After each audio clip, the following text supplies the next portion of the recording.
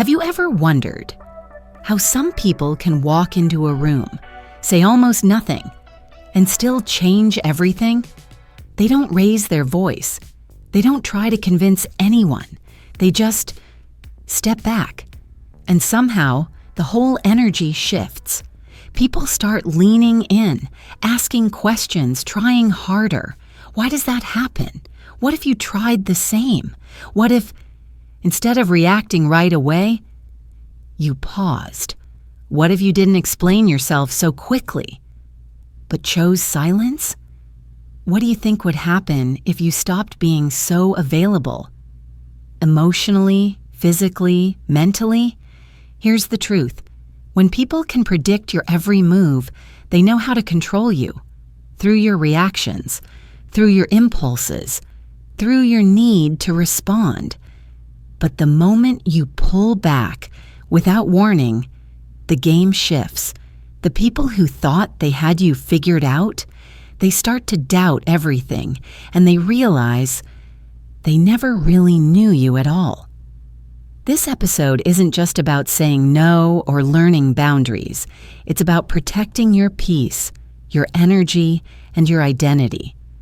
We'll explore why silence can be stronger than words, why being less reactive makes you more powerful, and how selective unavailability helps you take your life back. So if you're shadowing this episode, get ready. You're not just learning English, you're learning how to become calm, clear, and in control.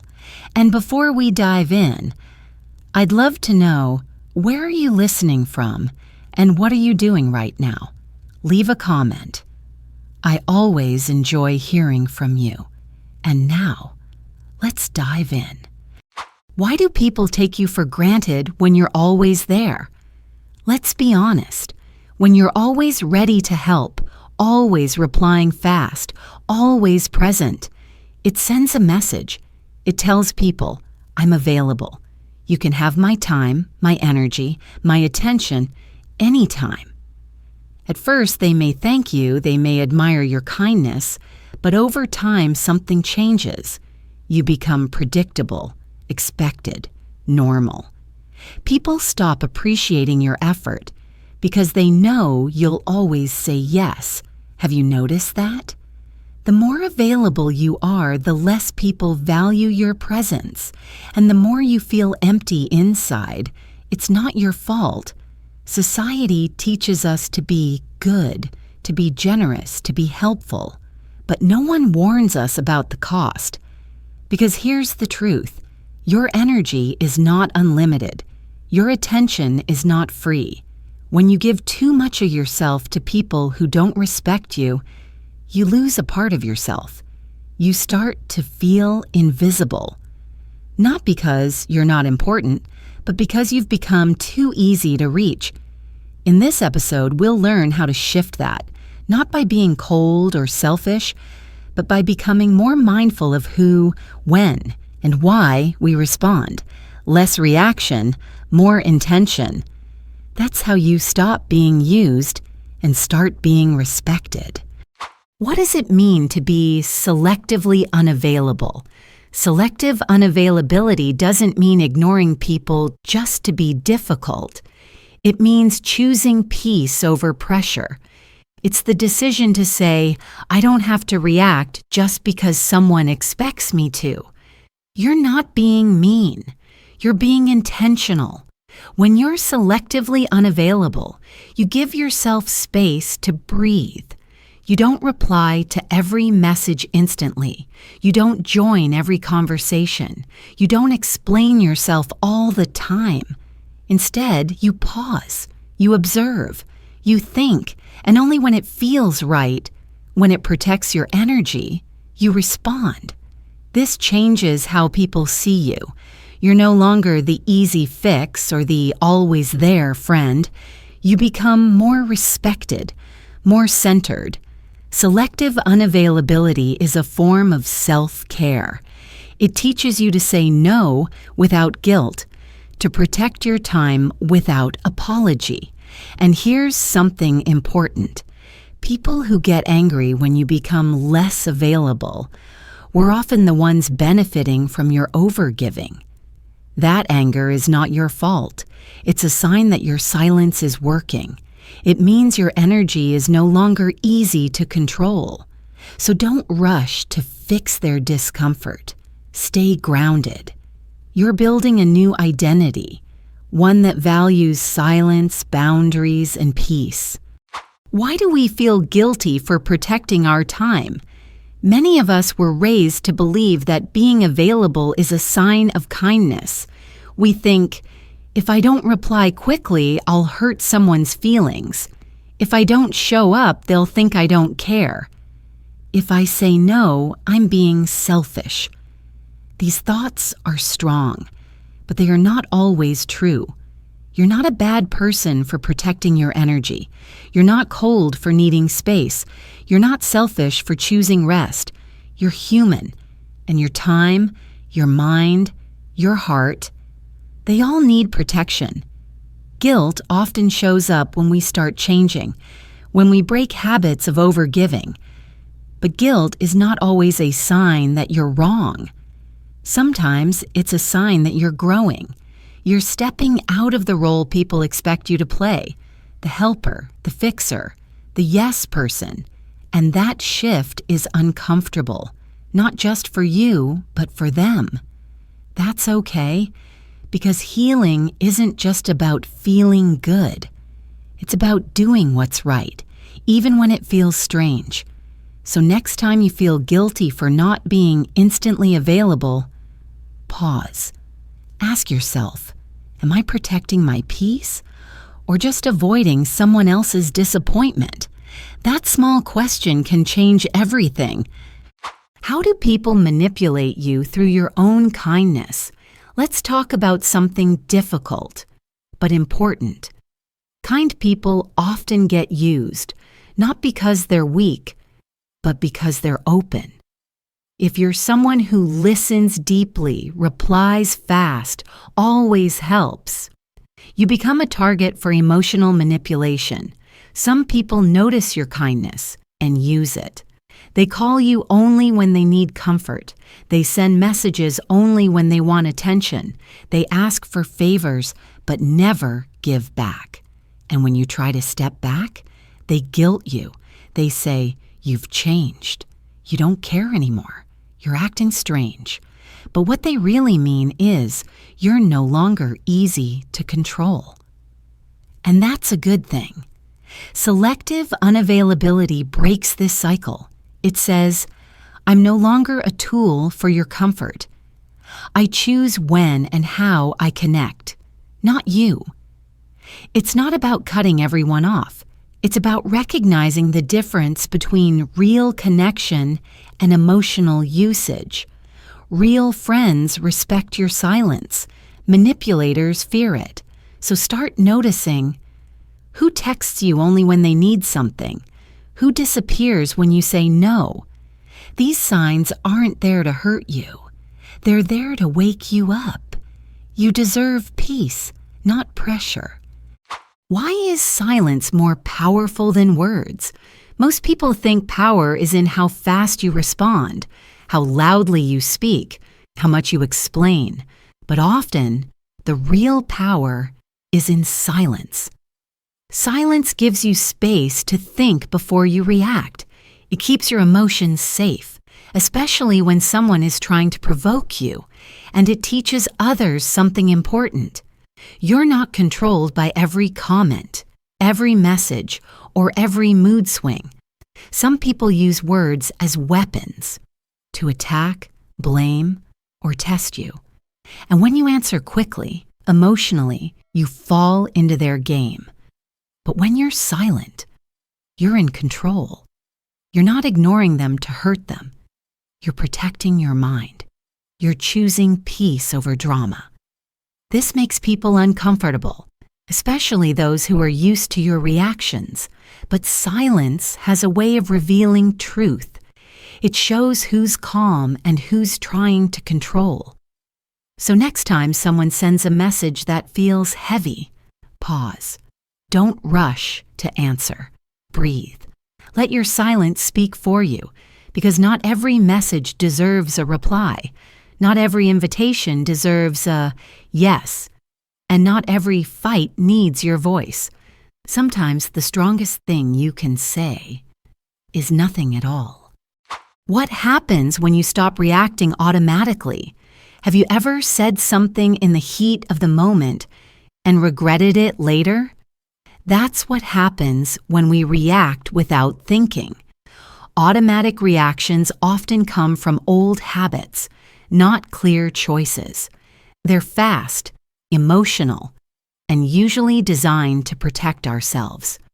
But here's the truth. Every time you react immediately, you give away your power. You let someone else decide your mood, your time, your focus.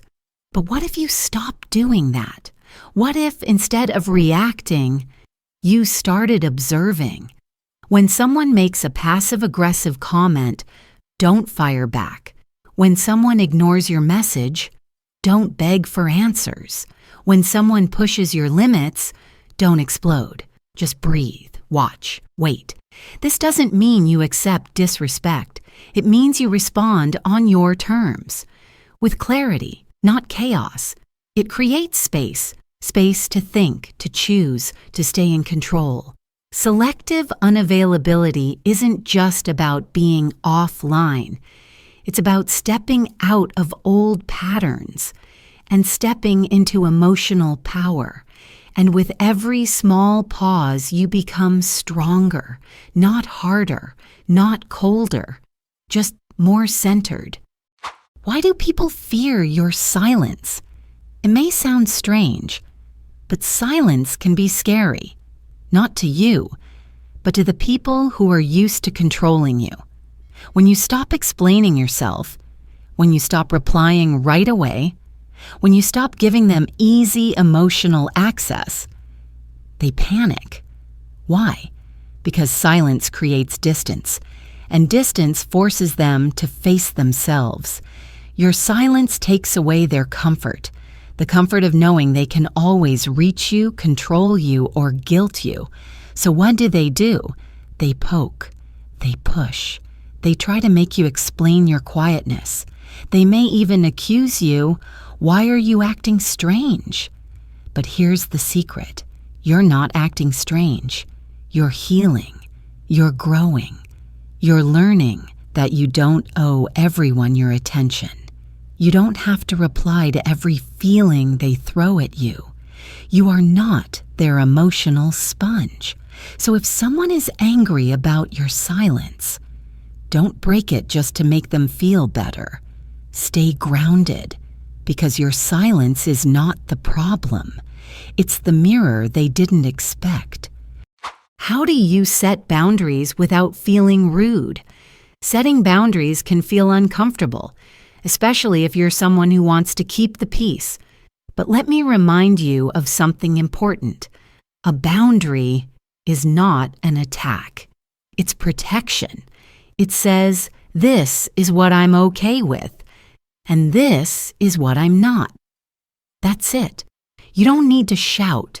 You don't need to explain every detail. You just need to be clear. People might say you've changed.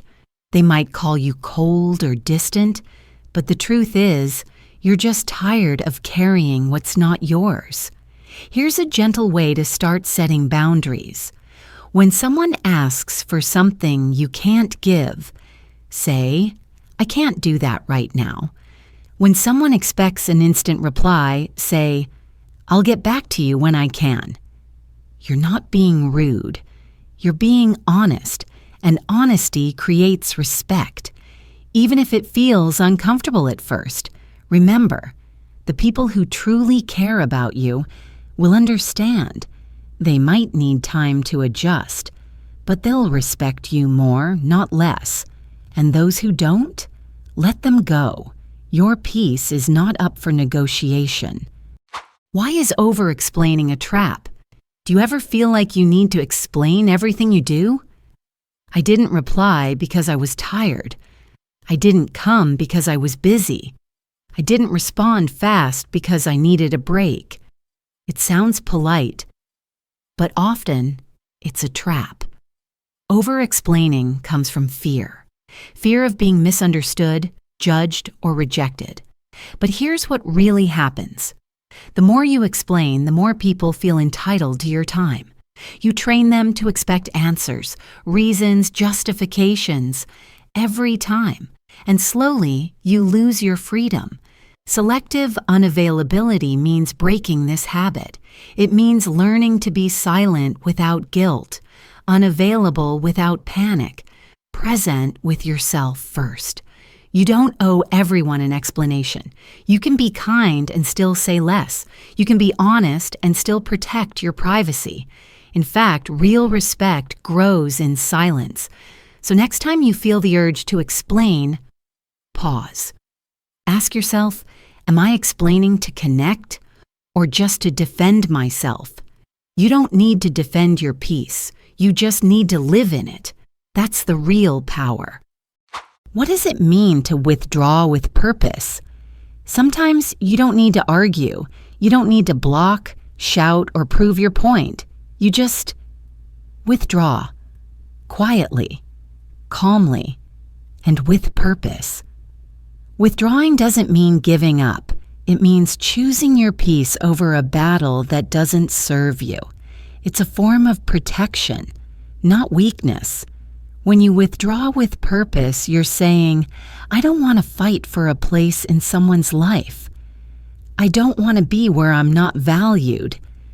I choose not to play this emotional game. And yes, this kind of silence confuses people. They may expect you to chase, to explain, to fix things, but when you don't, something powerful happens.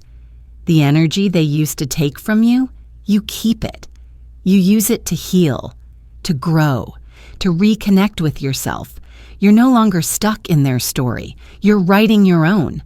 So if a conversation starts to feel like a trap, if a connection starts to feel one-sided, withdraw with purpose, not to punish, but to protect. How can being unavailable build self-respect? Let's flip the idea. Being available all the time doesn't always mean you're helpful.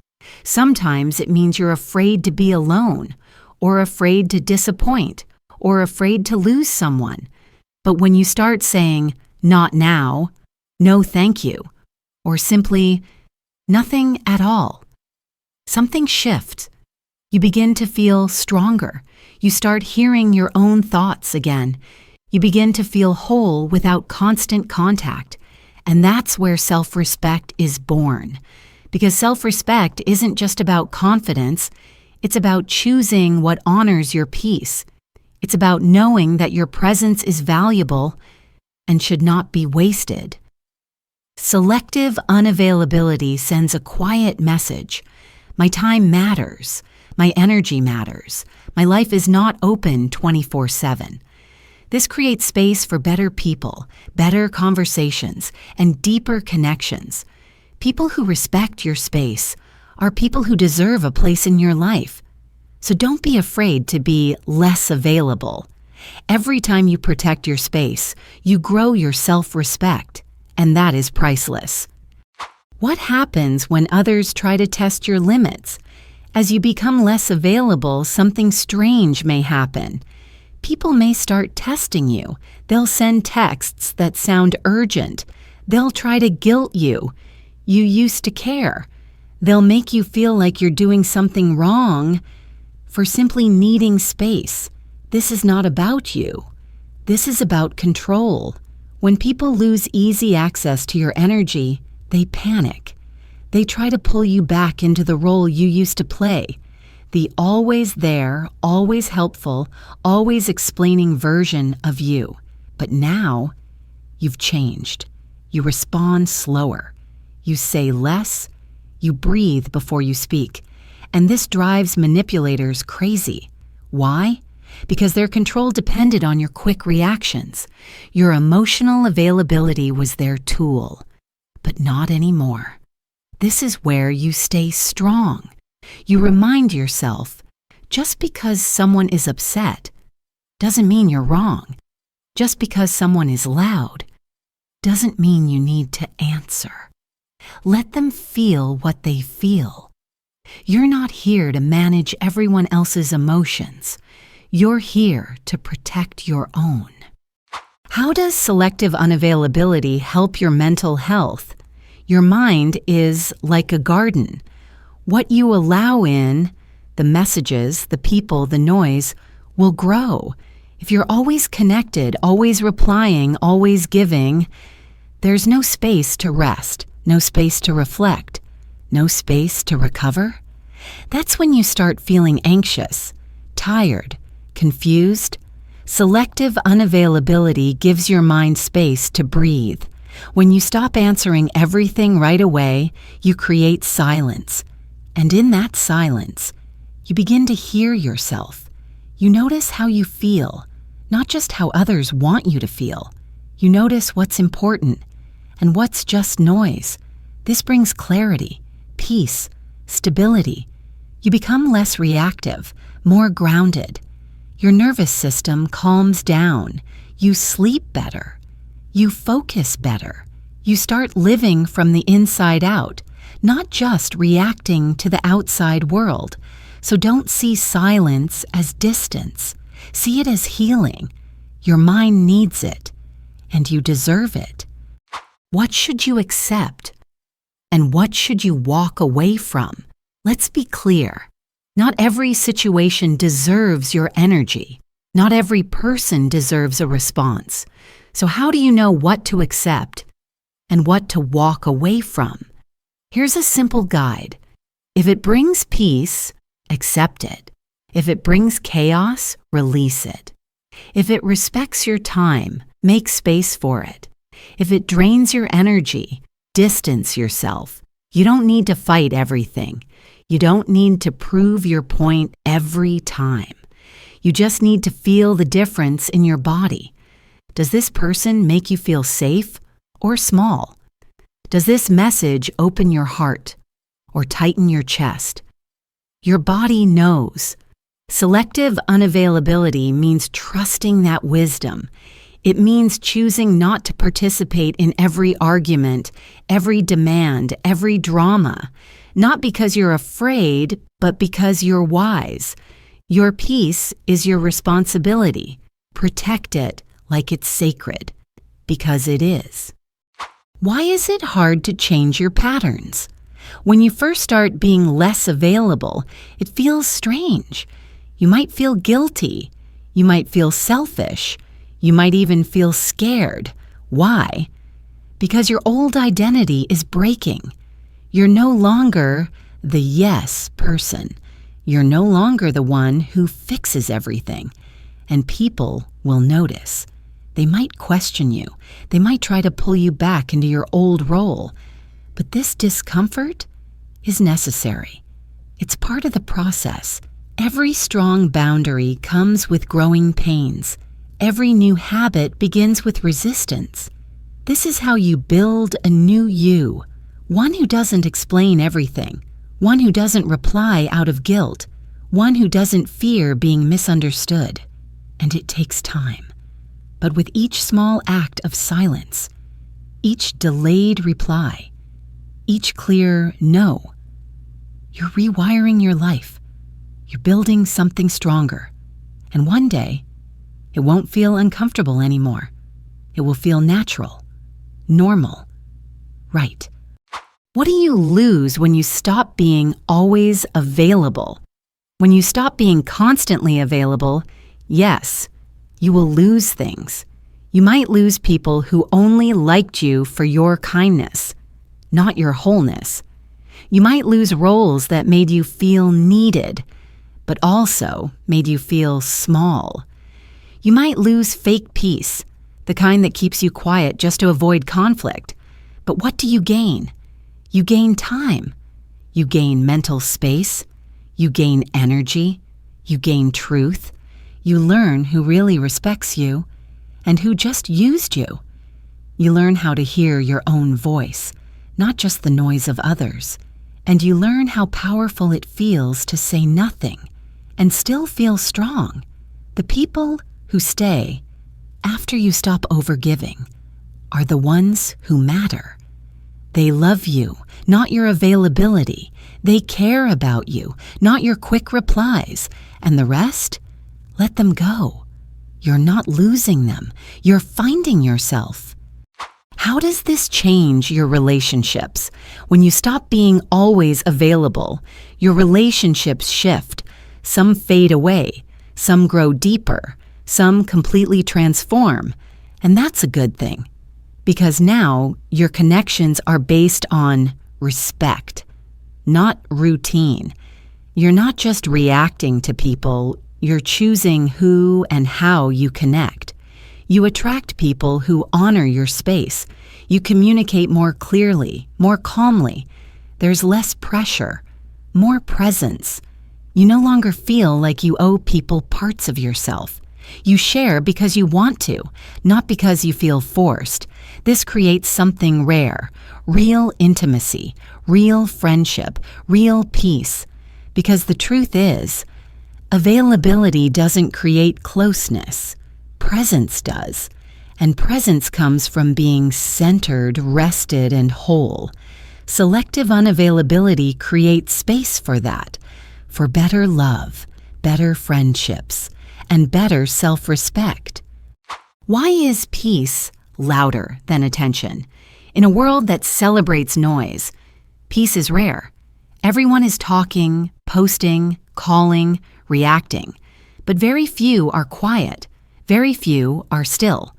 Selective unavailability allows you to step out of the noise and into yourself. You don't need constant attention to feel important. You don't need endless messages to feel loved. You don't need to explain your every move to feel seen. Your peace is enough. And in that peace, people begin to notice something different. You're not trying to impress. You're not chasing validation. You're just being. And that presence is magnetic. It's powerful. It's felt. Even when you say nothing. So don't be afraid to be less visible. Don't be afraid to be quiet. In a world full of noise, your calm is your power. What kind of life are you creating now? Take a breath. You've made it to the end of this episode, but maybe the beginning of a new way of being.